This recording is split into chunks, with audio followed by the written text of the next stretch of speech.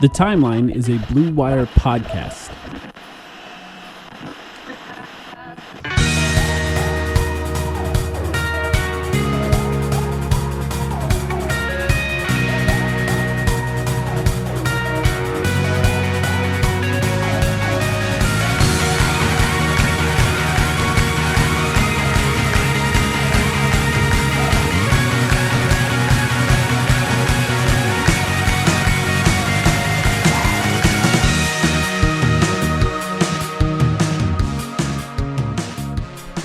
Sam, the Phoenix Suns were publicly executed today on ESPN.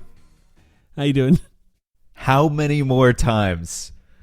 How many more times must I suffer? It's 1:30 in the morning East Coast time. No. I don't want to shout. I don't want to shout too loud because I do have neighbors. ESPN really killing me with the start times. They have to start all of their games 20 minutes late and then end them 40 minutes late, obviously. The Phoenix Suns were executed again, Mike. Yeah. Mm-hmm.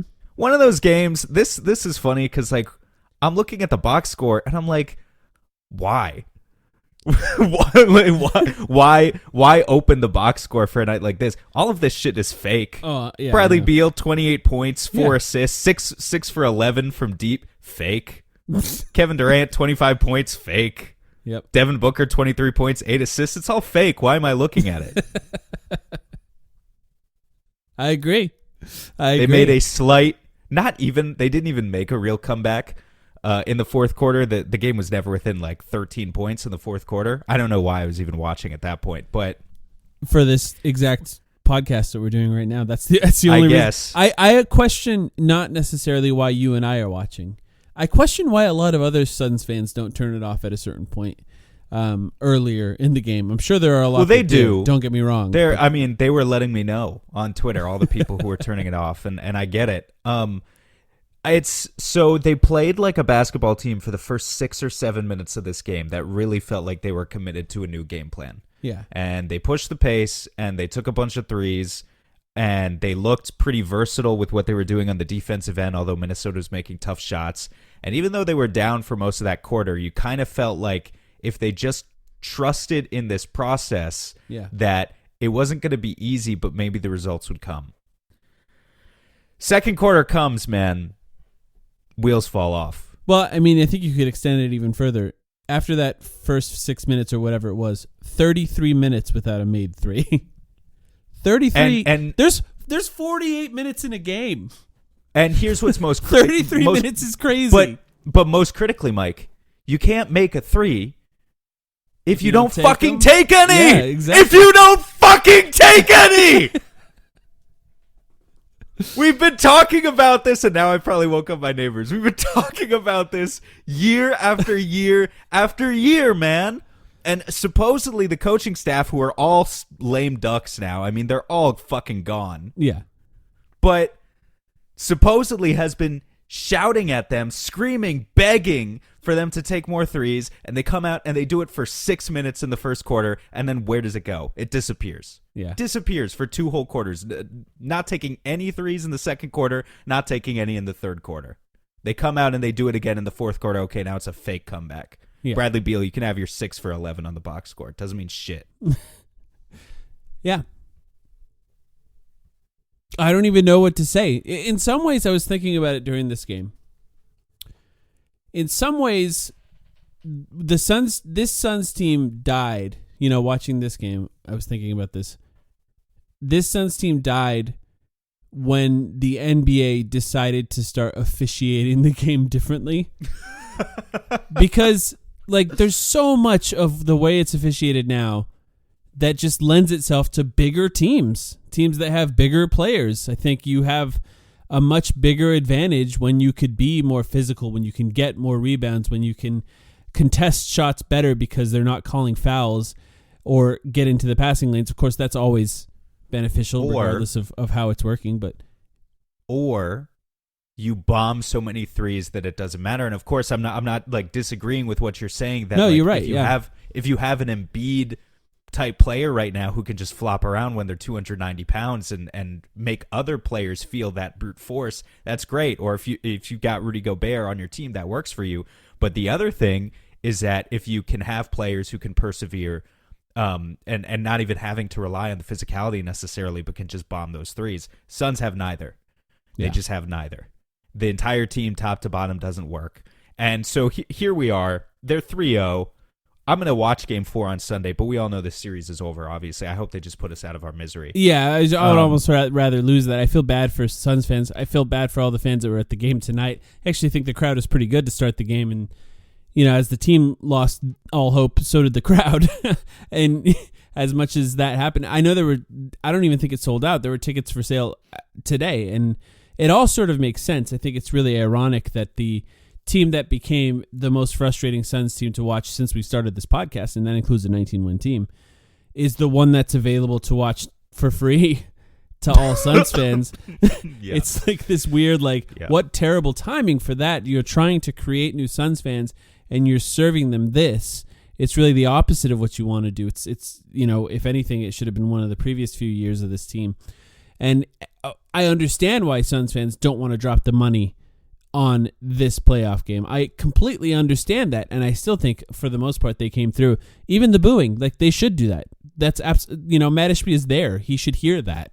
He needs to understand how frustrating this can be for fans. I'm sure Matt Ishbia is a fan of. Look, he's complicit in all this. He's complicit in all this because he assembled this monstrosity, as you pointed out online. But at the same time, he's a basketball fan. He understands that these guys are not, plain and simple, no matter how much talent they have individually, they are not capturing the hearts of Suns fans. And I think he's going to react to that. We're in uncharted territory with Ishbia, and now this becomes our first conversation out of what is going to be many, many, many conversations this offseason. We are going to have a fun time over the next 4 or 5 months, folks, as we talk about where these guys go from here. And basically, do you retool around the so-called big three? I would say that they're not a big three. But do you retool around that core of players? Maybe partially because you still believe in them, partially because they're unmovable. Or do you hit, to the extent possible, the total reset button? Understanding that, yes, you don't have the draft capital. You don't own your own picks over the next several years. Yeah. That it might get worse before it gets better. But at this point, man, I know you're not going to be on board with it. I know, because I know you. I know right now. But you can't deny to me that it feels like if the Suns really go out like the sorry-ass team, if they get swept, it would be tempting. Well, to just hit the reset button. I mean, essentially, it would be the third year in a row where they're getting demolished.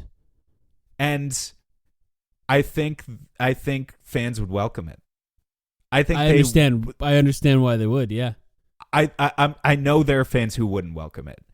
Especially if they ended up trading Devin Booker, if that happened. Mm-hmm. He means so much to the franchise. I understand that. To the city. Yeah. I also think my brain is broken, man. It's 1:40 in the morning now, and just we are in such a horrible pit of despair, and they've done it to me year after year after year, and always in the worst way possible, the most gut-wrenching way possible. Yeah. And what I'm trying to say right now is that anything's on the table. I don't care anymore. I don't care. Yeah, congratulations to the Phoenix Suns. You have broken me fully beyond repair. If you want to go into the offseason and say, all they need is to fire Vogel and trade Nurkic for a center who shoots threes and, get a traditional point guard and everything will be fine. Well, okay. I mean, look, first of all, I'm fine with us doing all of those things. We're going to talk about all those things this summer too. Like I said, it's going to be a busy summer, but I have no love in my heart. When I look at Bradley Beal and I look at Kevin Durant, I just see failure. I can't even look at these guys. I don't enjoy watching them play basketball. I don't think they make anyone better on the team. I really don't. They just make me sick. And as for Booker, I have a lot of great memories when it comes to watching Booker.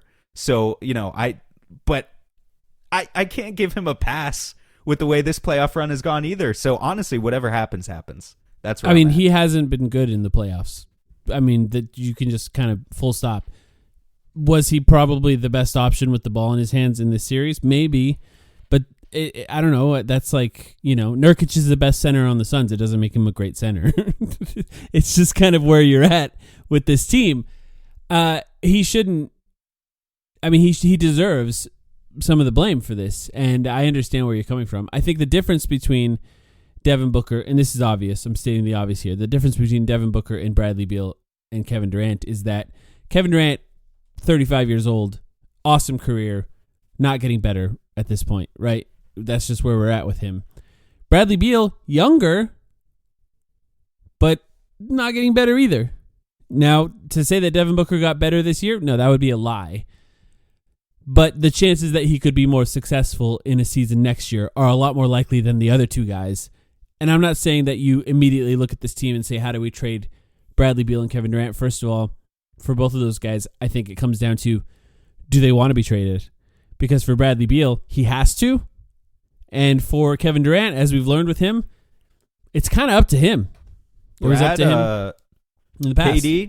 KD, it's entirely up to him. He wants to go back to OKC. I think that's a discussion they could have. Yeah. Brad looks pretty happy losing on the sideline. I mean... well, he's gotten used to it, yeah. I guess. He has some nice sound bites, but some of the reaction shots of Brad on the side, I mean, there was one in particular coming out of the huddle where the Suns are down 18, and he's laughing it up with Isaiah Thomas, who shouldn't be on an NBA roster, but he's there for some reason. Even Isaiah Thomas is catching shots for me tonight, and he didn't even play. I know it's not his fault. I don't care. Yeah. Scorched earth policy right now. Brad looked pretty happy. And not like a serious basketball player, but out of the big three, if they end up blowing it up, we know Brad's still going to be there. Yeah, unless he doesn't want to. Yeah, I think there could be a team that wants him, and that may be all it takes. Yeah. We'll see. Yeah. Are we be better for us if that was the case? We'll have to figure out how to do a podcast that is essentially trading the whole team once again. That we've done it before. I don't think there's any chance the Suns are just going to go, we're trading all three of these guys in one off season. Has a team ever done that? No, that would be completely unprecedented. Well, right? How long did it take for Brooklyn? It not in all one off season, obviously, but what did it take? A full year? So yeah, I think we had. Well, Kevin Durant and Kyrie Irving got there first, and they played for a season, and then they got James Harden. Yeah, James Harden was out a year later, right? And then they played a season with Ben Simmons, and then another half of season before the rest of them were traded. Yeah. Okay. So yeah, it was like a year and a half between the Harden trade and but when all of them were gone. All right, that's fair. Yeah, but unfortunately, I thought there was no way that we could be more disastrous and go up in flames in a more astonishingly terrible way than the Brooklyn Nets, and yet here we are. We don't even have health. Well, the Nets were good when they were healthy. That's what I'm saying. We can't even blame it on health. Yeah. It's just really that bad. So, we'll see how long it takes. I don't know. I think Ishbia is a guy who's going to work quick. By the way, people talking about fire James Jones too. He's the one guy I think I have a little bit of sympathy for right now. Yeah, me too. And I think we talked about this on the our Patreon pod that we released yesterday. Yeah, this is not to say, by the way, that he's like above any doubt as well. Like, he's done some things that are good and some things that are less good. But overall, some things that are horrible. He's made some horrible decisions in his tenure. I just don't think you can't blame the specific failure of this team, to me, on James Jones, because it was so clearly orchestrated by Ishbia. James Jones did not want to give up Mikal Bridges in the KD trade. Ishbia acquiring the team is the thing that pushed him over the edge to do so. And Ishbia is the guy who wanted Brad Beal. He wanted to make another sexy big splash. So I think the only thing James Jones is really truly responsible for was the Ayton trade for Nurkic and Grayson Allen, which, I don't know, I guess to be determined on that. Some people were really mad at Yusuf Nurkic tonight, which I get. He sucked too. But to the extent of being that was the worst trade in Suns history, that was not the worst trade in Suns history. DeAndre Ayton would not have been the difference in this playoff series, folks. I'll tell you right now. No. So, how many times you traded when the chips are down, right? It's not exactly the series where you need somebody like him to be on the team. You quite possibly traded one bum center for another bum center, and that's just the way it is. Yeah. The bigger problem we have is that Devin Booker, in terms of his attitude, maybe turned into DeAndre Ayton. Yeah, a little bit. Single season. That's more of a problem for the Suns. Yeah.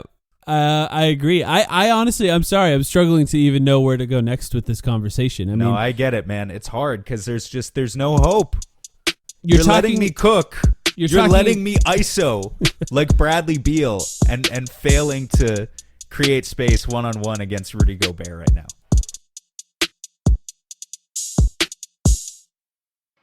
Listen, life's all about leveling up. Whether you're handling business on the field or kicking it in your zone, you like to celebrate with cigars that match the moment. That's why you should link up with Famous Cigars to bring you a wild deal. Right now, you can grab 8 premium cigars for just $8.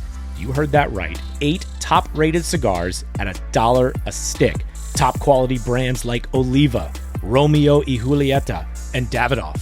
Handpicked just for you and worth over $80. Hit up famouscigars.com/cam and lock in this exclusive deal. While you're there, check out their insane selection of premium cigars, all shipped fresh and fast from their massive 20,000 square foot humidor. That's half a football field. Famous Cigars has been in the game since 1939 and still family owned. So celebrate every win with the folks at Famous. 8 cigars for $8. famouscigars.com/cam. You're talking about who will be on the team next year, definitely. I think the other guy you have to mention is Grayson Allen, by the way, who I think of all the players that have played on this team this year, somehow Grayson Allen might be have the highest Q rating, if you will, to use some election terms here. People really likes Grayson Allen this year, probably happy that he signed. I don't know if he's happy that he signed. Wait, the highest what? Q rating? You've never heard of that? What is that? In what context? It's like where it's like a thing where you turn how happy you are with somebody. It's like a knob that you turn during like debates and stuff like that. Oh, a Q.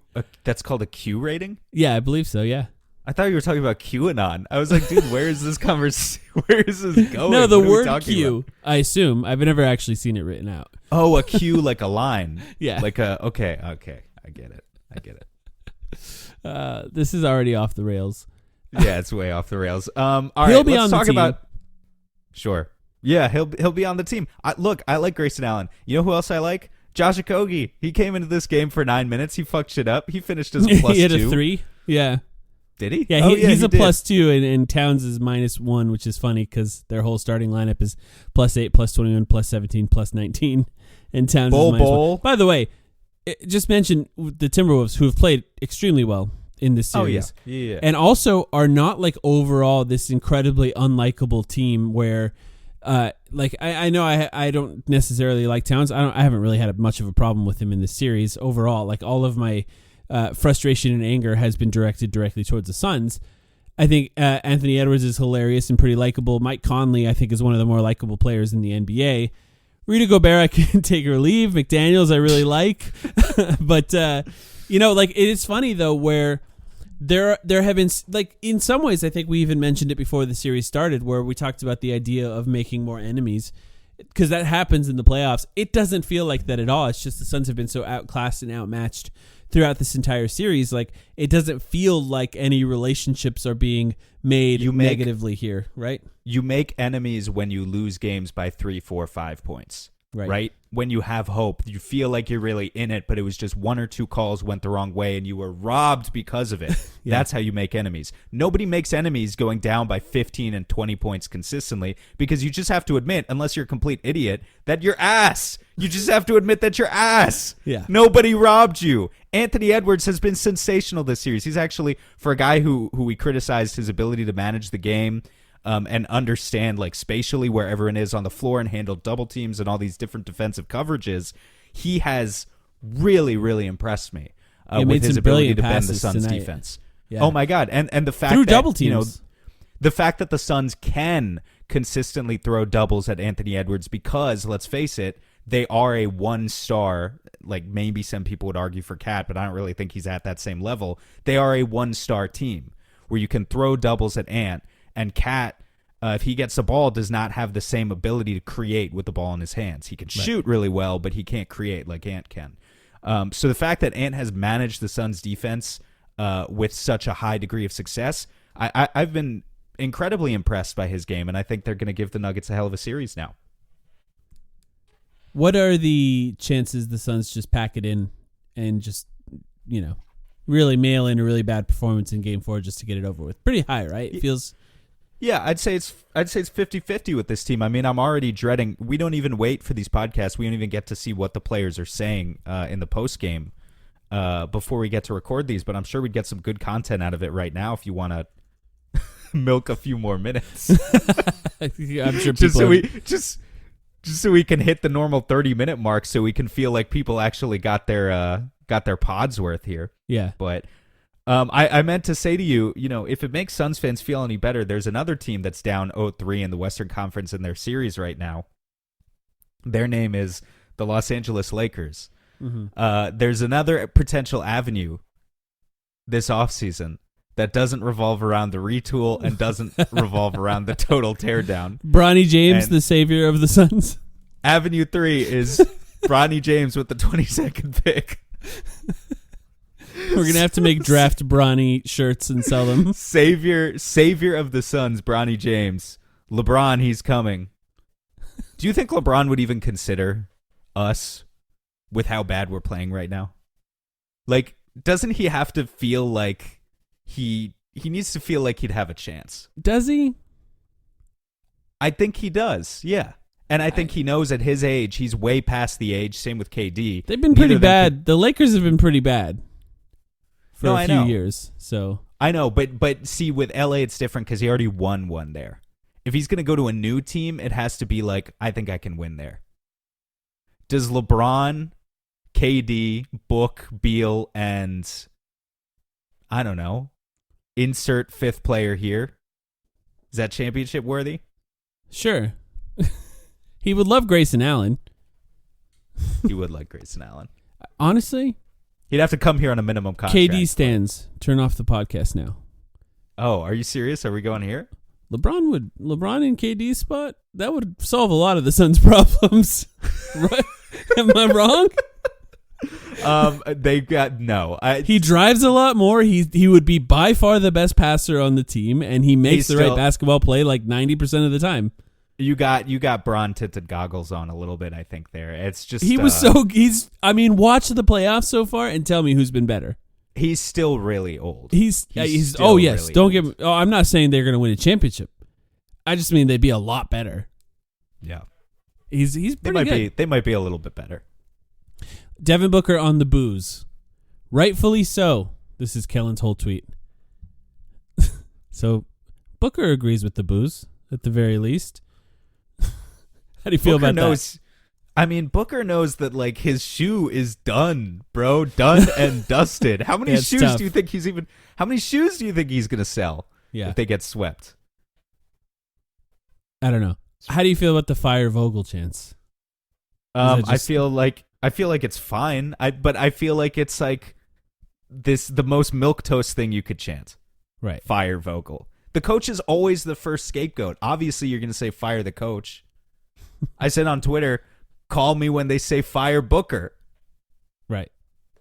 I don't really have. I have to go to Dwayne's. I was checking it. They don't have much yet. They're still there. It looks like Devin Booker might be talking right now. Not a ton of good stuff for them to even talk about, right? So it's probably going to be just really boring and I don't know. We'll see. I mean, the guy that would be kind of interesting is Frank Vogel. Like, does he just kind of throw in the towel and say, I'm trying, I'm doing my best, but these guys don't listen? Or what is he going to do? What is Frank going to do? You mean, does he go full Doc Rivers and just throw him under the bus in like a last-ditch effort to save his job? Yeah. I don't know. I think we might just see more dejected Frank Vogel. Remember the guy that Kellen described after the Clippers game in the regular season? I don't know what version of Frank we're going to see. I guess we'll find out in a few minutes. I had no idea that Josh Okogie was ejected with 3 minutes left in this game because I turned it off. That's just me being honest there and saying I turned it off. So I'm finding out from Dwayne's feed right now that apparently Josh got ejected on that play. Yeah, he did. Yeah, they called it a flagrant penalty too. I watched the end of it I watched it just in case something dramatic happened like that. That unfortunately was not very dramatic, so nothing exciting about it, but it is what it is. There's no reason to talk about adjustments for Game 4 at this point, right? I mean, we could. What's the point? Am I wrong? What do people want to hear that? You know? I don't know. You guys will tell us. You guys will tell us what you want to hear for the next few months, I guess.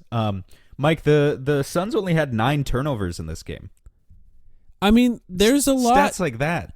There's a lot I think you could say about this game where it's like they played pretty well and they got their asses kicked. And that's kind of where we're at right now. They also shot really well from the free throw line. Royce O'Neal still hasn't made a shot in 2 games, by the way. Dude, Royce, I don't. That's a great point that you brought up his name. How forgettable has Royce been that we didn't even remember that he was on the court? He started. He was horrible. He's been horrible in this series. He has been. Not only has he been not shooting threes when he needs to shoot threes and continues to do his pump fake bullshit even when they're down 20 points, but he's been a total non-factor defensively.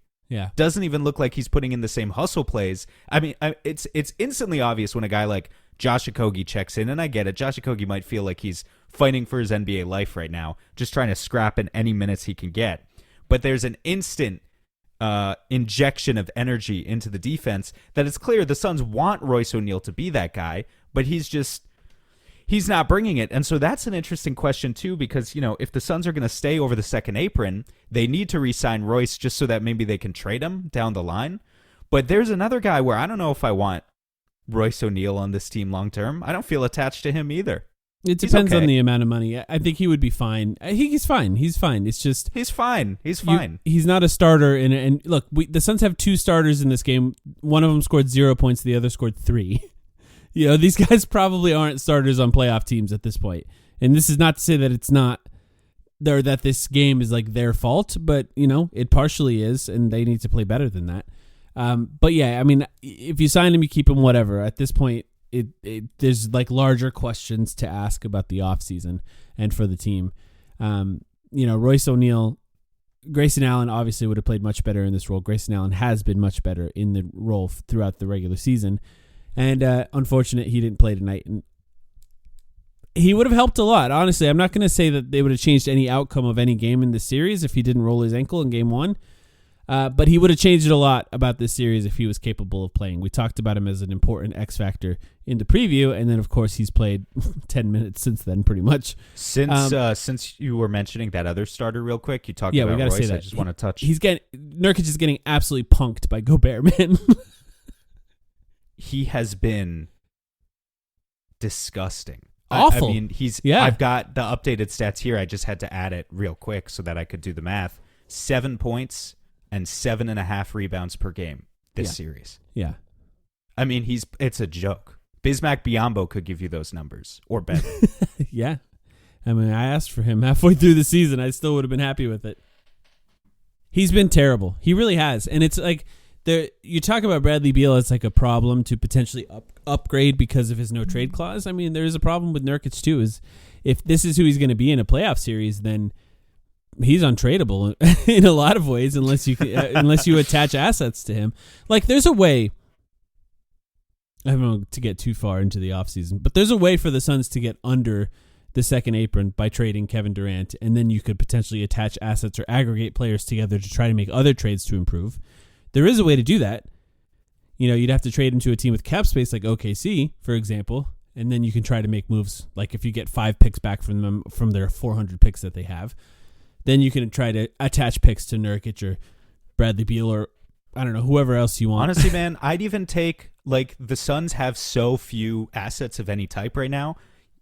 You have to understand, I would even take second-round picks right now. Trade Nurkic for 8 second-round picks. I would take it. I just want any sort of... Nobody would do that, though. That's what I'm saying. You don't think anyone would do that? Didn't the Bucks trade how many second-round picks for Jay Crowder? Yeah, but Can't we do they that with expected him to play on a championship team. We're talking about a guy who can, like, very clearly. That's the difference, I think.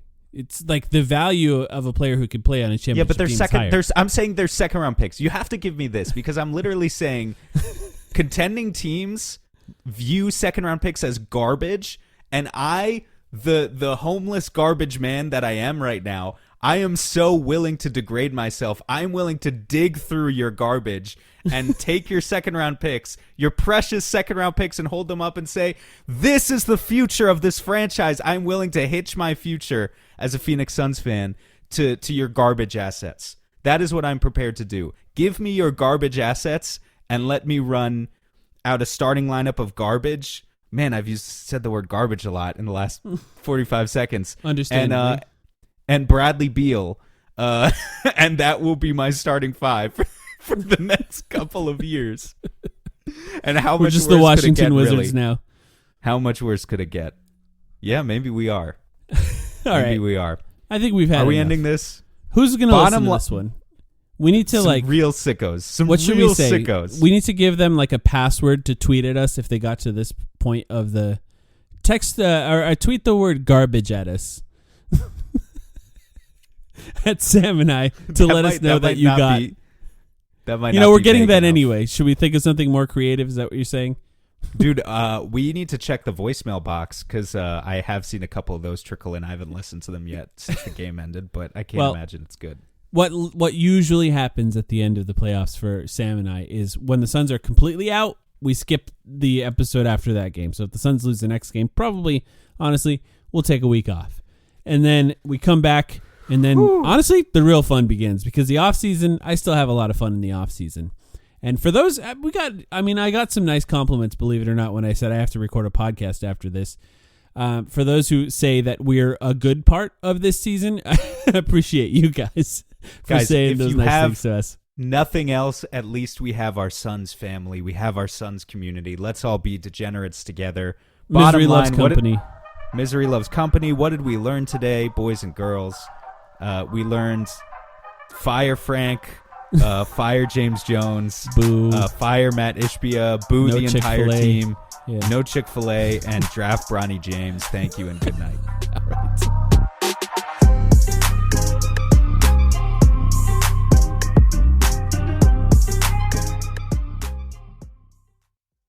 For over a century, Johnny Walker has shared its bold spirit with the game of golf. Now, crafted with Devereaux Golf, Johnny Walker introduces the Johnny Walker Blue Label-inspired Sunday Golf Bag, elevating the game with sleek design, blue label hues, and refined gold accents.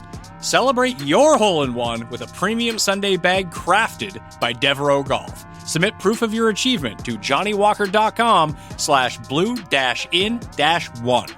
Please drink responsibly.